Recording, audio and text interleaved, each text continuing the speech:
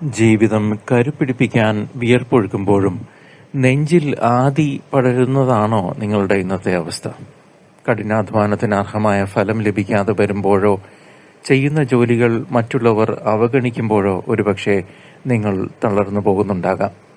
വിശുദ്ധ യോഹന്നാൻ എഴുതിയ സുവിശേഷം 14 അധ്യായം 1 മുതൽ 6 വരെയുള്ള തിരുവചന ഭാഗമാണ് ഇന്നത്തെ നമ്മുടെ ചിന്താവിഷയം. നിങ്ങളുടെ ഹൃദയം അസ്വസ്ഥമാകേണ്ട എന്ന് ഈശോ പറയുമ്പോൾ അത് നമ്മുടെ ജീവിതയാത്രയിലെ അനിശ്ചിതത്വങ്ങൾക്കുള്ള മരുന്നാണ്.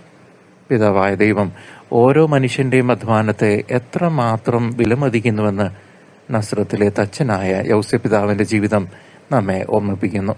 അധ്വാനം കേവലം ഉപജീവന മാർഗമല്ല, മറിച്ച് ദൈവത്തിന്റെ സൃഷ്ടികർമ്മത്തിൽ പങ്കുചേരുന്ന വലിയൊരു പുണ്യമാണ്. വഴിയും സത്യവും ജീവനുമായ ഈശോയെ നമ്മുടെ തൊഴിലിടങ്ങളിൽ കൂട്ടുപിടിച്ചാൽ അസ്വസ്ഥതകൾ മാറി സമാധാനം കൈവരും. തീർച്ച, ദൈവം കാണാത്ത ഒരു തുള്ളി വിയർപ്പും നിങ്ങളുടെ നെറ്റിയിൽ നിന്നും താഴെ വീഴില്ലെന്ന് ഉറച്ച് വിശ്വസിക്കാം.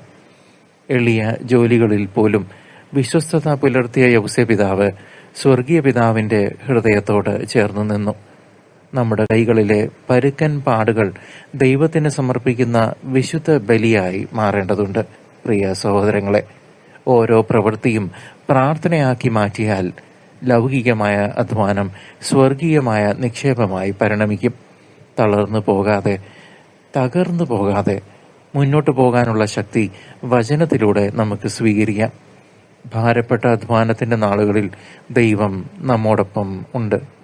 നമ്മുടെ കൈകളുടെ പ്രയത്നത്തെ ദൈവം സമൃദ്ധമായി അനുഗ്രഹിക്കട്ടെ.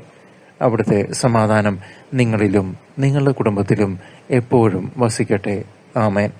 ഈ ചാനലിലൂടെ വചനചിന്തകളും നൊവേനകളും വരാനിരിക്കുന്ന പോഡ്കാസ്റ്റ് സീരീസുകളും തുടർച്ചയായി ലഭിക്കാൻ സബ്സ്ക്രൈബ് ചെയ്ത് നോട്ടിഫിക്കേഷൻ ബെൽ ഐക്കൺ അമർത്താൻ നിങ്ങൾ പ്രത്യേകം ശ്രദ്ധിക്കുമല്ലോ. ദൈവം നിങ്ങളെ സമൃദ്ധമായി അനുഗ്രഹിക്കട്ടെ. ആമേൻ.